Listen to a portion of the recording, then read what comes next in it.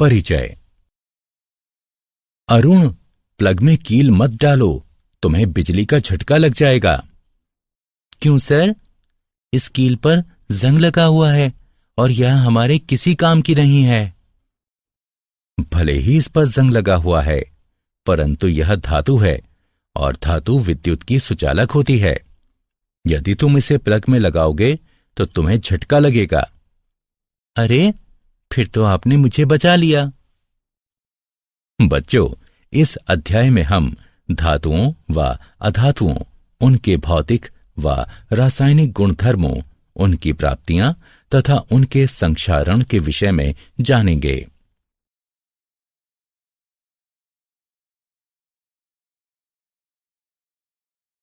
उद्देश्य।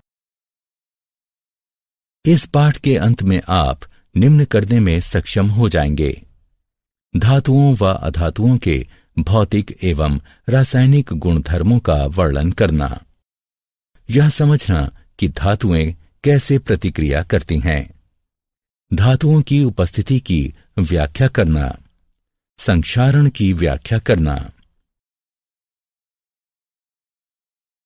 भौतिक गुणधर्म धातुएं। दैनिक जीवन में आप अनेक धातुओं एवं अधातुओं के संपर्क में आते हैं। उदाहरणार्थ, वह हथौड़ा जिससे आप कील ठोकते हैं एक धातु है।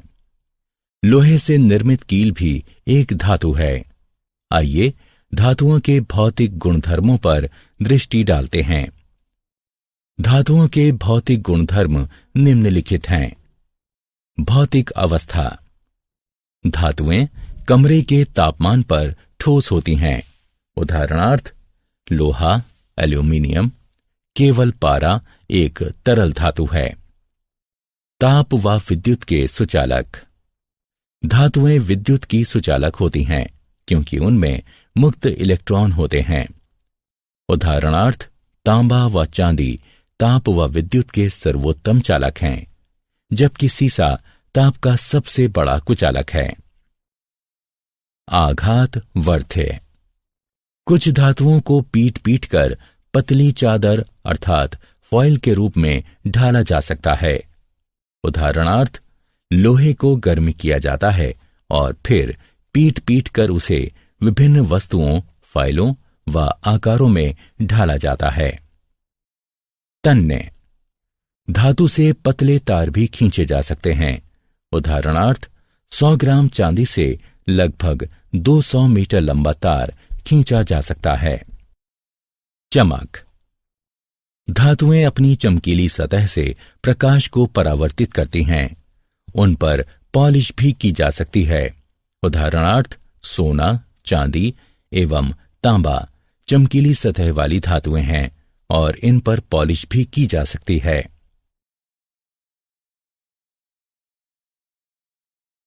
भौतिक गुणधर्म अधातुएं। आइए अब अधातुओं के भौतिक गुणधर्मों की बात करते हैं। भौतिक अवस्था। अधातुएं कमरे के तापमान पर ठोस, द्रव अथवा गैसीय अवस्था में पाई जाती हैं। गैस ऑक्सीजन, क्लोरीन, फ्लोरीन, द्रव ब्रोमीन व ठोस कार्बन। अनाघात वर्ध्य व अतन्य। अधातुएं भंगुर होती हैं तथा उनसे ना तो तार बनाए जा सकते हैं और न ही उन्हें पीटकर पतली चादर के रूप में ढाला जा सकता है। ऊष्मा एवं विद्युत की कुचालक। अधातुएं ऊष्मा एवं विद्युत की कुचालक होती हैं, किंतु ग्रेफाइट कार्बन एक अपवाद है क्योंकि वह ऊष्मा का सुचालक है और इलेक्ट्रोड बनाने के काम आता है। चमक ना होना। अधातुओं में चमक नहीं होती और वे प्रकाश को परावर्तित नहीं करती।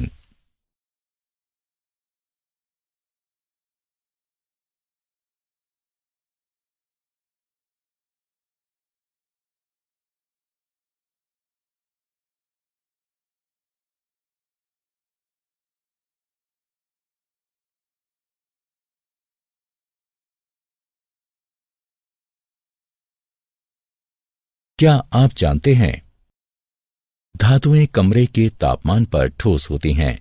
इसका केवल एक अपवाद है, पारा, जो कि द्रव है। तरल धातु पारा ऊष्मा व विद्युत का सुचालक है। इसका घनत्व बहुत अधिक होता है। यह अत्यधिक विषैला होता है। अधातुएं विद्युत की कुचालक होती हैं, तथापि ग्रेफाइट, जो कि कार्बन का एक रूप है, विद्युत का सुचालक है।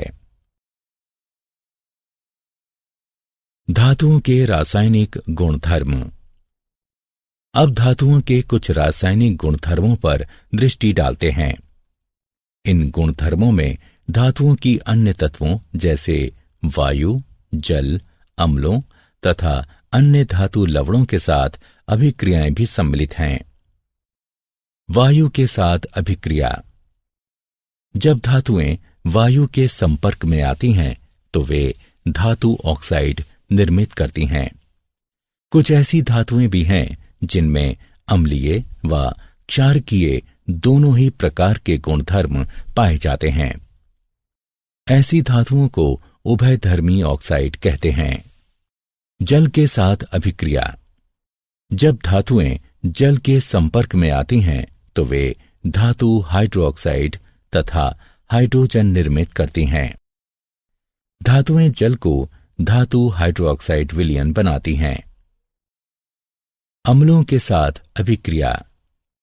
लवण व हाइड्रोजन बनाने के लिए धातुएं तनु अम्लों के साथ अभिक्रिया करती हैं।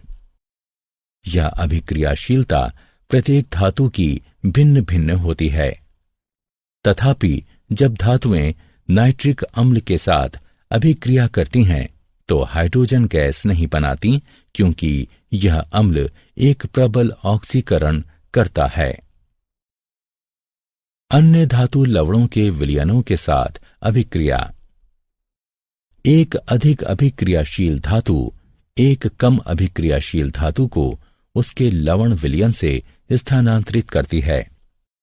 सरल शब्दों में कहें तो यदि धातु आ धातु बा को उसके विलयन से विस्थापित करती है तो धातु आ धातु बा की अपेक्षा अधिक अभिक्रियाशील है।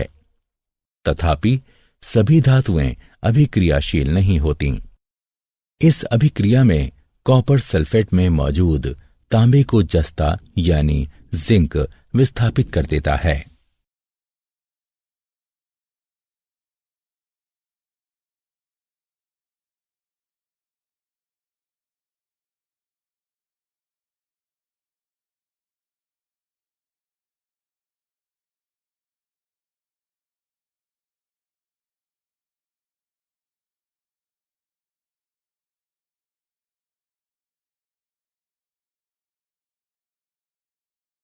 सक्रियता श्रेणी। धातुओं को उनकी अभिक्रियाशीलता के अनुसार अवरोही क्रम में व्यवस्थित किया जाना सक्रियता श्रेणी कहलाता है। इसका प्रयोग धातुओं की वायु, जल एवं अम्लों की अभिक्रियाओं की जानकारी का संक्षिप्तीकरण करने में किया जाता है।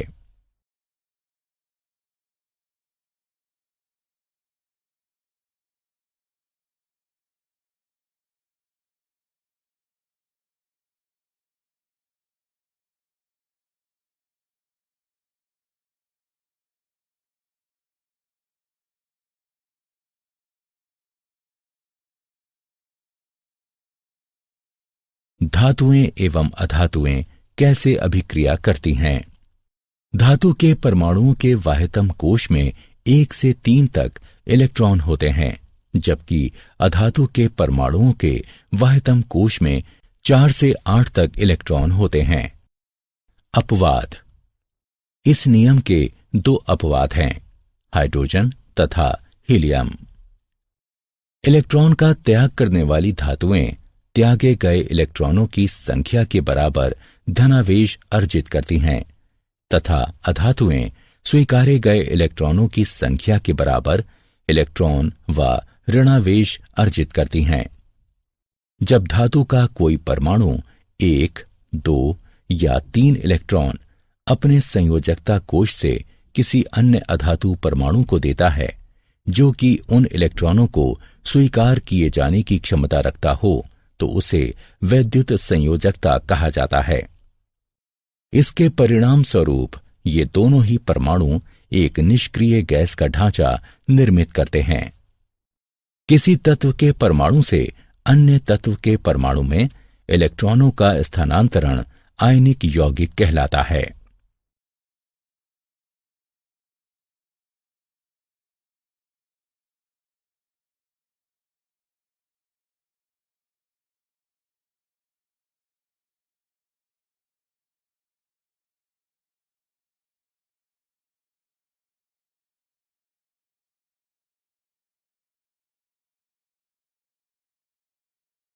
आयनिक यौगिकों के गुणधर्म। आइए आयनिक यौगिकों के कुछ गुणधर्मों पर दृष्टि डालते हैं। भौतिक प्रकृति। आयनिक यौगिक कठोर ठोस होते हैं क्योंकि धनात्मक एवं ऋणात्मक आयनों के मध्य आकर्षण बल अत्यंत प्रबल होता है। ये यौगिक भंगुर होते हैं तथा दबाव डाले जाने पर टूट जाते हैं। गलनांक एवं क्वथनांक। प्रबल अंतर आयनिक आकर्षण को तोड़ने के लिए आवश्यक ऊर्जा की पर्याप्त मात्रा के कारण आयनिक यौगिकों का गलनांक एवं क्वथनांक उच्च होता है। घुलनशीलता। आयनिक यौगिक जल में घुलनशील तथा विलायकों में अविलय होते हैं, जैसे पेट्रोल आदि। विद्युत चालकता। आयनिक यौगिक जब ठोस अवस्था में हों तो विद्युत संचालन नहीं करते, क्योंकि कठोर संरचना के कारण आयनों की गति संभव नहीं होती। किंतु आयनिक यौगिक जब गलित अवस्था में हों तो विद्युत चालकता संभव है, क्योंकि गलित अवस्था में विपरीत आवेश वाले आयनों के मध्य स्थिर वैद्युत आकर्षण बल ऊष्मा के कारण कमजोर पड़ जाता है। इससे आयन स्वतंत्र रूप से गति करने तथा विद्युत संचालन करने लगते हैं।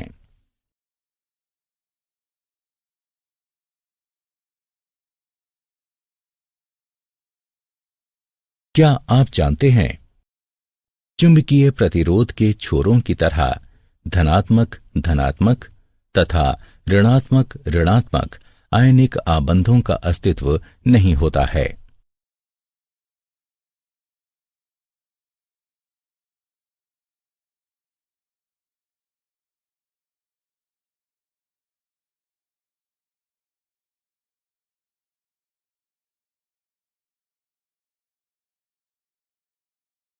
धातुओं की प्राप्ति, धातुओं एवं अयस्कों का निष्कर्षण। धरती धातुओं का सबसे बड़ा स्रोत है, तथापि सागर के जल में भी कुछ विलय लवण होते हैं। खनिज ऐसे तत्व अथवा यौगिक हैं जो भूपर्पटी में प्राकृतिक रूप से उपस्थित रहते हैं। कभी कभी खनिजों में धातु की प्रतिशतता बहुत अधिक होती है, उनसे इसे निष्कर्षित किया जा सकता है। ऐसे खनिजों को अयस्क कहते हैं।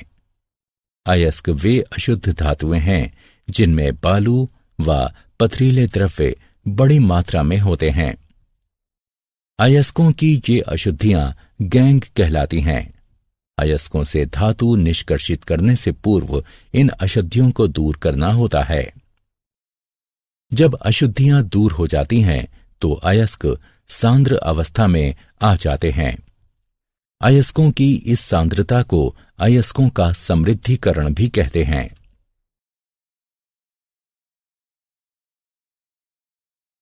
धातुओं का निष्कर्षण। धातुओं को जब उनके अयस्क से पृथक कर दिया जाता है तो वे अपनी अभिक्रियाशीलता के आधार पर वर्गीकृत की जाती हैं। अभिक्रियाशीलता के अनुसार धातुओं का वर्गीकरण विभिन्न समूहों में किया जाता है, जो कि निम्नलिखित है। सक्रियता श्रृंखला में नीचे आने वाली धातुओं का निष्कर्षण। जो धातुएं सक्रियता श्रृंखला में नीचे होती हैं वे बहुत ही अनअभिक्रिय होती हैं। इन धातुओं के ऑक्साइड केवल गर्म करने से ही धातुओं में अपचयित हो जाते हैं। सक्रियता श्रृंखला के मध्य में स्थित धातुओं का निष्कर्षण। जो धातुएं सक्रियता श्रृंखला के मध्य में होती हैं वे मध्यम अभिक्रियाशीलता वाली होती हैं। ये धातुएं प्रकृति में सामान्यतः सल्फाइडों या कार्बोनेटों के रूप में पाई जाती हैं।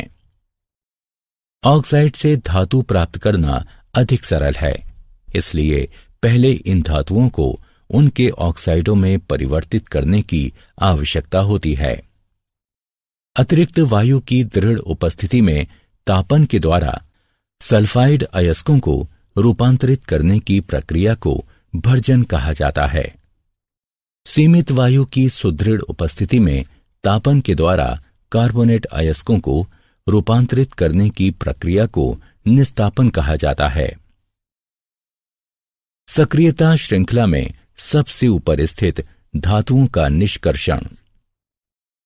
जो धातुएं सक्रियता श्रृंखला में उच्च होती हैं वे अति अभिक्रियाशील होती हैं तथा कार्बन के साथ गर्म किए जाने पर उनके यौगिकों से प्राप्त नहीं की जा सकती, क्योंकि वे धातुएं कार्बन की अपेक्षा ऑक्सीजन के प्रति अधिक बंधुता रखती हैं।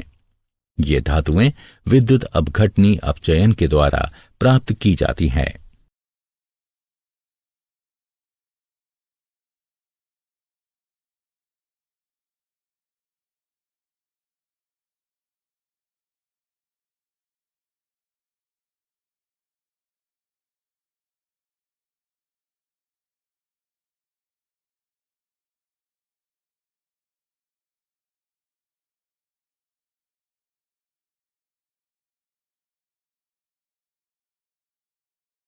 धातुओं का परिष्करण। अपचयन प्रक्रिया द्वारा उत्पन्न धातुएं शुद्ध नहीं होती, उनमें अशुद्धियां बची रहती हैं, जिनको दूर किया जाना शुद्ध धातुएं प्राप्त करने के लिए अत्यंत आवश्यक होता है। अशुद्ध धातुओं को परिष्कृत करने के लिए सर्वाधिक प्रचलित विधि विद्युत अपघटनी परिष्करण है। अनेक धातुओं का परिष्करण विद्युत अपघटन द्वारा किया जाता है। अशुद्ध धातु को एनोड तथा शुद्ध धातु की पतली परत को कैथोड बनाया जाता है। धातु के लवण विलयन का उपयोग विद्युत अपघट्य के रूप में होता है। विद्युत अपघट्य से धारा प्रवाहित किए जाने पर एनोड पर स्थित अशुद्ध धातु विद्युत अपघट्य में घुल जाती है। इतनी ही मात्रा में शुद्ध धातु विद्युत अपघट्य से कैथोड पर निक्षेपित हो जाती है। विलय अशुद्धियां विलयन में चली जाती हैं, जबकि अविलय अशुद्धियां एनोड तली पर निक्षेपित हो जाती हैं। इन्हें एनोड मड कहते हैं।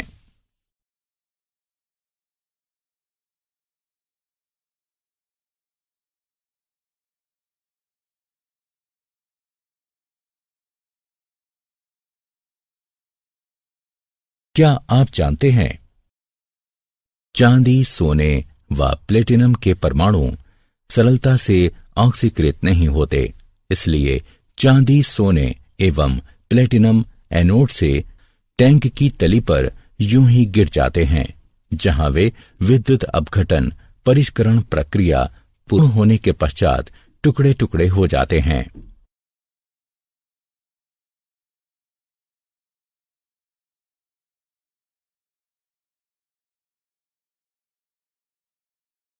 संक्षारण। रासायनिक रूप से सक्रिय धातुएं वायु में उपस्थित आर्द्रता के कारण संक्षारित हो जाती हैं। धातु की सतह पर जल की उपस्थिति में वायु में मौजूद ऑक्सीजन की प्रजारण अभिक्रिया को संक्षारण कहते हैं। उदाहरणार्थ लोहा व एल्यूमीनियम संक्षारित होते हैं, जबकि अनभिक्रियाशील धातुएं जैसे सोना, प्लेटिनम एवं पारा संक्षारित नहीं होती। संक्षारण रोकने की 3 विधियां हैं। बलि विषयक सुरक्षा। इसमें अधिक अभिक्रियाशील संरक्षित होने वाली धातु को प्रचारित किया जाता है तथा संरक्षित हो चुकी धातु को अविकल छोड़ दिया जाता है। मिश्रात 1, इसमें जंग रहित अयस्क बनने के लिए धातु में कोई अन्य धातु मिला दी जाती है। यशद लेपन, इसमें धातु पर जस्ते की पतली परत चढ़ा दी जाती है। इसे गैल्वनीकरण भी कहा जाता है। यह परत विद्युत अपघटनीय निक्षेपण द्वारा बनाई जाती है। सारांश, आइए हमने जो कुछ सीखा है उसे संक्षेप में दोहराएं। धातुएं विद्युत की सुचालक होती हैं, जबकि अधातुएं विद्युत की कुचालक होती हैं। धातुएं वायु, जल तथा अम्लों के साथ अभिक्रिया करती हैं। धातुओं को उनकी अभिक्रियाशीलता के अनुसार अवरोही क्रम में व्यवस्थित करने को सक्रियता श्रेणी कहते हैं।